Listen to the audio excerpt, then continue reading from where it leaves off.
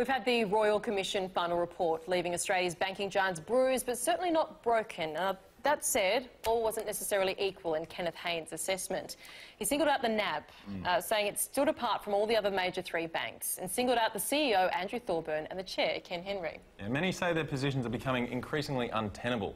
So what's the right way to respond when the book is thrown at you? Well, what do you think of this exchange on Your Money when Mr Thorburn was questioned by Tikki Fullerton about his decision to take extended leave at this time, which he today announced that he's now cancelled? I mean, I raised this a year ago with our chairman and the board. I said when the Royal Commission report comes out, I'll come back. And obviously I've cancelled my leave as effective last night. I'm back. Yeah.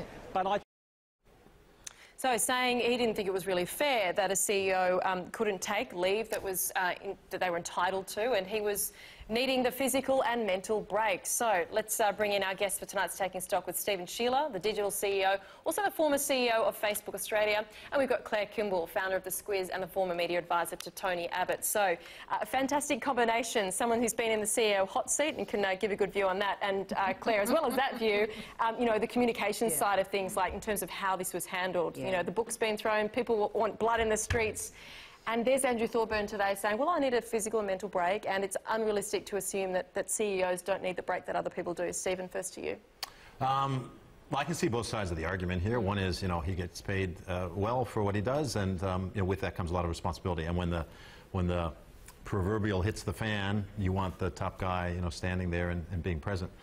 On the other hand, I like the fact, you know, he's a human being, and he wants to, you know, model his behavior in the right way, which is, you know, take time out when he needs it. And I think he had statutory right to his timeouts, and he decided. And my understanding is he lined it up a year or so before with the boards, and they had all set in place, and then this happened to blow up in the meantime. So I know Andrew. I think he's a good CEO. I think he's a very decent person, and you know, I hope he had the right time he needed away with his family, and now he's back feeling strong. He kind of killed the moment for himself, though, didn't he? Because he came back to say, I'm back at work, and you know what, I was going to take extended leave, but I've decided to cancel that. This is a big moment. But then went on to say, well, he sounded like he was moaning and bitching about it. People were saying he just seemed a bit tone deaf to be coming back and saying, well, you know, I've kind of been inconvenienced now. Yeah. Kind of like, as some people pointed out, all my customers have brought up in the Royal Commission. I mean, my sense was, you know, it should have just been move on. Totally. You know, I'm back. He kind of laboured the point of, you know, I really needed that, but here I am, you know, I think the only person really thrilled with his performance today is probably Ken Henry, who's been knocked off the headlines, because he was fair in the gun yesterday along with Thorburn. His performance during this whole saga, though, has really been quite interesting, I think. You'll remember his time before the Royal Commission. He was fairly different, is probably one way of putting it, to the other CEOs. And I think as a piece of performance art, which some of this actually became, he and Ken Henry didn't say they were sorry like the other guys did. I remember seeing Matt Coman, and he looked like death warm up. Yeah. Maybe he was sick, I don't know, but he you know, this sort of, how many times can we lash ourselves, you know, to say sorry? And Henry and Thorburn didn't do that. So really it's just been an extension, I think, of the way that they've done it. And look, at the end of the day, if not saying sorry enough or well enough or out of satisfaction has them called out, without all the other issues that need to come behind it for real action. If NAB has done the wrong thing, they need to be made right. If it's just because we don't like the way they didn't say sorry enough, I just don't think that's good enough from the Commission. Yeah, one of the points that Adam Ferrier made earlier tonight, who's a consumer psychologist, is that NAB is going to be fine. There's no problem here for NAB. Individuals' heads will roll. This happens every time there's a major scandal. You know, whether it's the CEO and chair, obviously that's a big one. But is that the way that it should be? Are individuals sort of dispensable here as long as the brand is okay? What do you think, Steve? Look, to me, I think this inquiry has been of a unique. It's a unique example of a sort of a violation of trust across an entire industry, and you don't run across that a lot. And you know, it's an industry that touches everybody in Australia. You know, if there was a problem, there's problems in lots of industries, but often they don't touch every single person, and this really touches everybody. So I think in that sense, the brand, it matters what happens to the brand and how, you know, brands sort of carry on here. And there is this whole question of credibility and accountability. the same is being faced right now with the likes of Facebook. So look at another area that's, another industry that's been kind of like put through the ringer.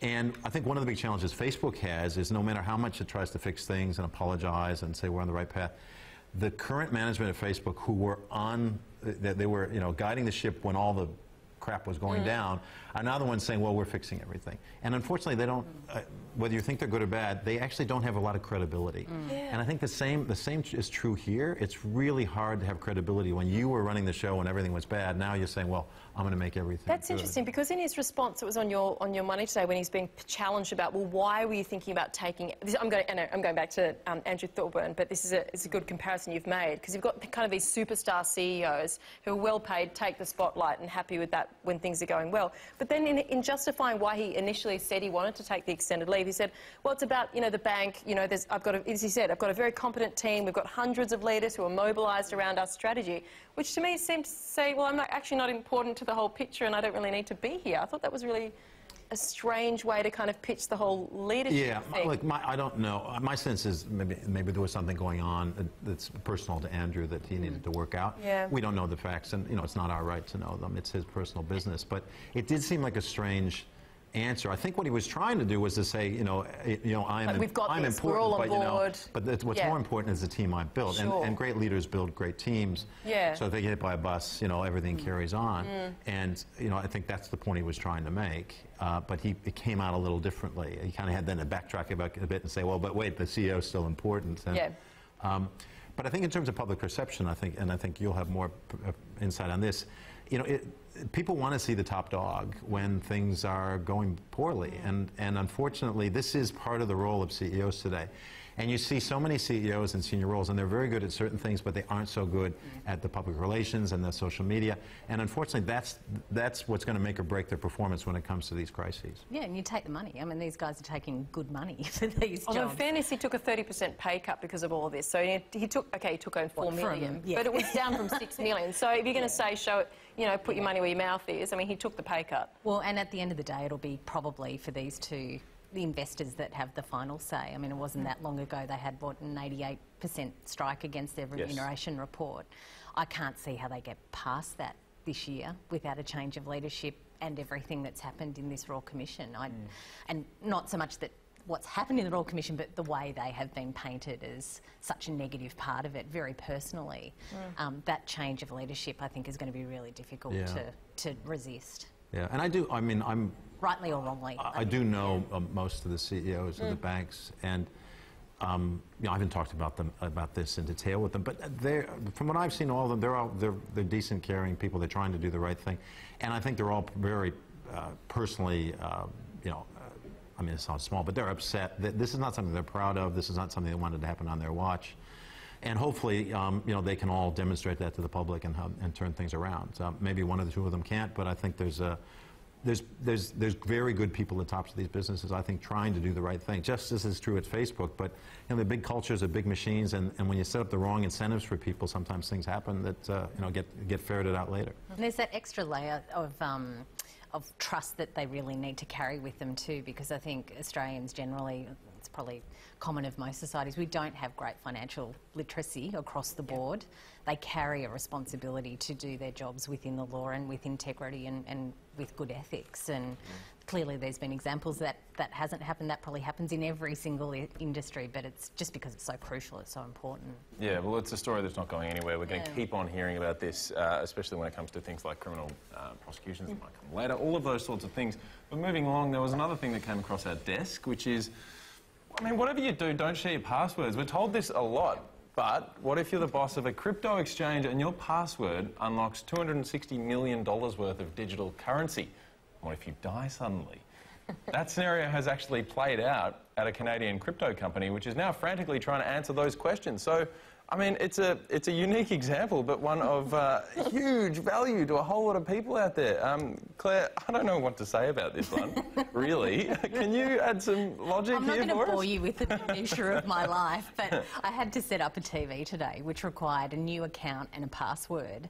I'm completely up the tree if anything, like no one's going to be able to watch that TV ever again if something ever happens. It's like every single thing, a different user, a different password. If you have the same password, then your whole life can be taken away from you. It's just, it's going to be like one day I will cease to exist. They're going in and they're going, password 1.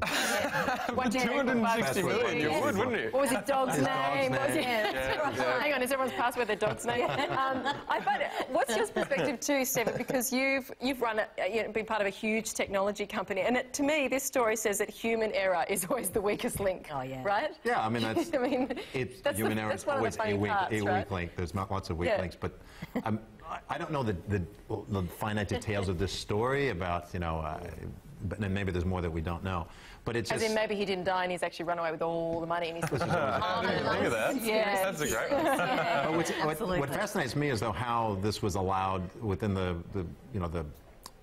security controls of his own business. It was allowed to happen that $260 million worth of crypto winds up in some vault that only he knows the password to. That seems to me not a very good way of running I'm not your sure business. cryptocurrency is real, to be honest. Well, it's a bigger conversation, isn't it? Actually, someone quite eloquently put, investing money in a thing that pretends to be money could lead to losing money. Go figure. Exactly. I mean, how confusing can it get? Yeah, that's a fair point too. Yeah, so this is a great example of losing money before we even get to the crypto part of it. Yeah, yes, true. exactly. When security is too secure anyway. When I lose my house key, I want to be able to break in through the window, right? Yeah. Only me though. And it also proves you can take your money with you when you die, people. True. There you go. True. What a way to go. Money. And people always tell that that's not true. Your fake money. You can always take fake money to your grave. Now the Grammy Awards are out this weekend.